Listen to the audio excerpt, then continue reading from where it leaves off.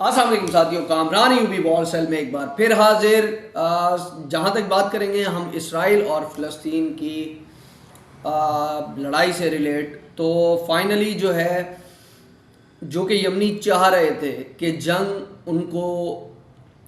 हो, तो अमेरिका ने उनको प्लेट में रख के जंग दी थी।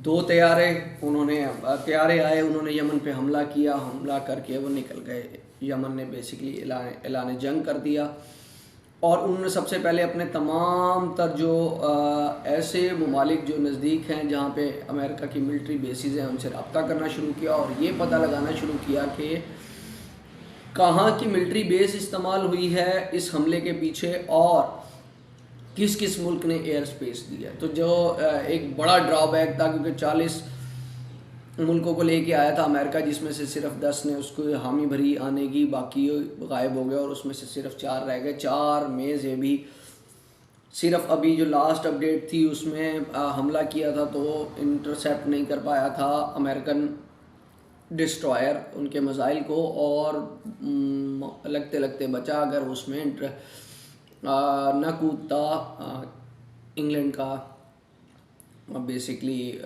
डिस्ट्रॉयर, उसने उसको इंटरसेप्ट किया मिसाइल को और डिस्ट्रॉय कर दिया।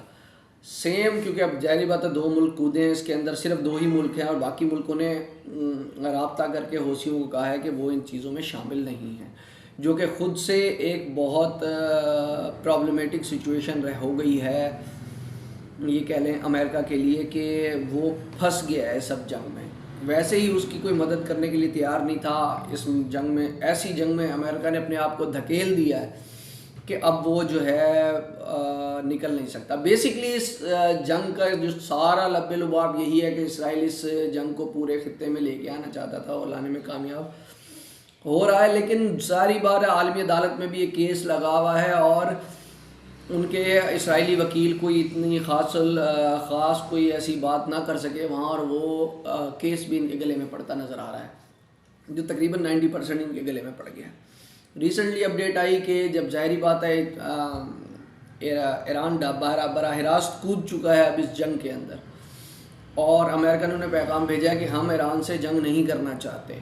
हौसियों के पास तैयारी पूरी है, वो ऐलान जंग कर चुके हैं और उन्होंने कहा है कि रेड सी को हम अमेरिका का कब्रिस्तान बना देंगे। अमेरिका के ज़बाल में एक और कहानी जुड़ने वाली है, क्योंकि यूक्रेन की जंग में जो इत्तेहादी थे अमेरिका के, वो ऑलरेडी बहुत ज़्यादा परेशान हो चुके हैं, उन्होंने बहुत कुछ अपना खो दिया है और मामलात इतने ज़्यादा ख़राब हो गए हैं कि अमेरिका उसको संभाल नहीं पा रहा है।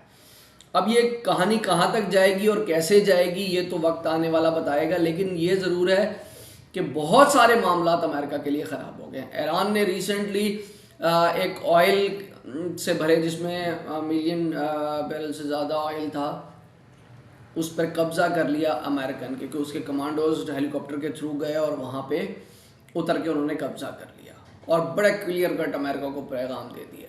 अब अमेरिका के लिए बहुत ज़्यादा प्रॉब्लमेटिक सिचुएशन क्रिएट हो चुकी है। बाकी क्योंकि ज़ाहिरी बात है ऑयल नहीं पहुंच पा रहा, ऑयल की कीमतों में वैसे भी इस जंग के शुरू होने से 4 से 5% इजाफा हो गया है। अब देखें कहाँ तक ये जंग जाती है, लेकिन क्योंकि इसके हमास और अमेरिका, हमास और क्योंकि डेफिनेटली हमास से ये बात शुरू हुई थी, बेसिकली यमन ने डायरेक्ट अमेरिका पे हमला किया है और इसके अंदर अब बराह रास्त ईरान भी कूद चुका है। इन दोनों की बैक पर है रूस की बैक पर सब जानते हैं चाइना। तो ऐसी जंग में उलझा दिया गया है अमेरिका को, और बड़े बड़े ममालिक जो कि दिमाग रखते थे उन्होंने अपने आप को बैक कर लिया और हौसियों को पैगाम दे दिया कि अब वो किसी तौर पे भी इस जंग में शामिल नहीं है। हौसियों के पास ऐसी टेक्नोलॉजी, ऐसे मिसाइल हैं कि अगर वो चाहें तो अमेरिका की बैंड बड़े आराम से बजा सकते हैं, और इस बात का अमेरिका को इल्म है। अमेरिकन नेवी को गर्क कर सकते हैं, उनके डिस्ट्रॉयर जो मिलियंस ऑफ डॉलर्स के डिस्ट्रॉयर हैं उनकी बैंड बजा सकते हैं। क्यों?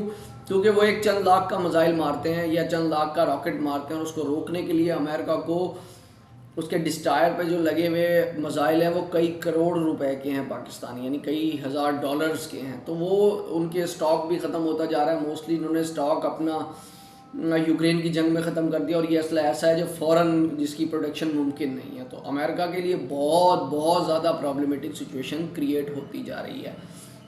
फाइनली अमेरिका डायरेक्टली तने तनहा इस जंग में इंटर हो गया है। दूसरी तरफ हमास के पीछे, क्योंकि यमन ये सारा काम कर रहा है और यमन अकेला नहीं है, यमन को हर तरीके से इक्विप कर दिया गया है तमाम तरह असले के लिए।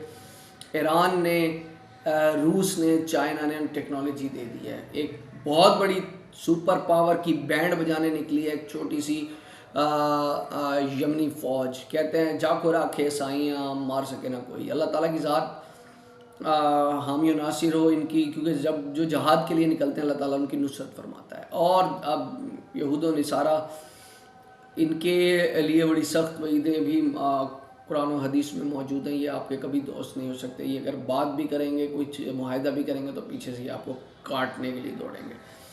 तो ये थी अब तक की अपडेट। आने वाली अपडेट इंशाल्लाह आपसे डिस्कस करेंगे। वीडियो पसंद आई हो तो लाइक करें, शेयर करें, कमेंट सेक्शन में अपनी राय का इज़हार ज़रूर कीजिएगा। बेल आइकॉन पे ज़रूर क्लिक कर दें ताकि हर आने वाली वीडियो आपको टाइमली मिल सके। अपना रखिएगा बहुत सारा ख्याल। अल्लाह हाफिज़।